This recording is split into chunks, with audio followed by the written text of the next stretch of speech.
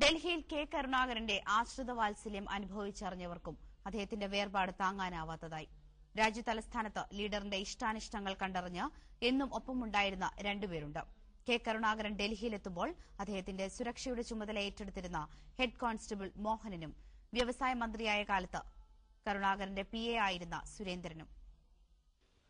രാജ്യതലസ്ഥാനത്ത് leader എത്തിക്കഴിഞ്ഞാൽ എപ്പോഴും നിഴൽ പോലെ Delhi police head constable Mohanan ഒപ്പമുണ്ടാകും.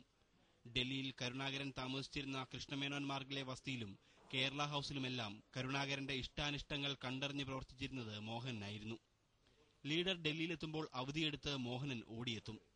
രാജ്യസഭാംഗത്വം ഉപേക്ഷിക്കാൻ കെ കരുണാകരൻ തീരുമാനിച്ചപ്പോൾ രാജിക്കത്ത് രാഷ്ട്രപതി ഭവനിൽ കൈമാറാൻ ഏൽപ്പിച്ചതും ഈ വിശ്വസ്തനെ തന്നെ.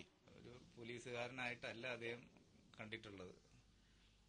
സാറിന്റെ ഒരു കുടുംബത്തിലെ രംഗത്തെ പോലെയാണ് എന്നോടും പെരുമാറിയിട്ടുള്ളത്. ഞാനും അങ്ങനെയാണ് സാറിനോടുള്ള എന്റെ അടുപ്പവും. വ്യവസായ മന്ത്രിയായിരിക്കെ കെ കരുണാകരന്റെ പേഴ്സണൽ സ്റ്റാഫിൽ അംഗമായിരുന്ന KP സുരേന്ദ്രനും ലീഡറുടെ വാത്സല്യം ആവോളം അറിഞ്ഞതാണ്. ബുദ്ധിമുട്ടുണ്ടെങ്കിൽ കണ്ടറിഞ്ഞു സഹായിക്കുന്ന പ്രകൃതമായിരുന്നു ലീഡറുടേത്. കൃഷ്ണമേനോൻ മാർഗിലെ 9-ാം നമ്പർ വസതിയിലെ ആൾത്തിരക്കാണ് ഇപ്പോഴും സുരേന്ദ്രന്റെ മനസ്സിൽ. സാധാരണ പ്രവർത്തകർക്ക് എപ്പോഴും കയറി ചെല്ലാൻ പറ്റിയ ഒരു രാഷ്ട്രീയ നേതാവാണ് അദ്ദേഹം.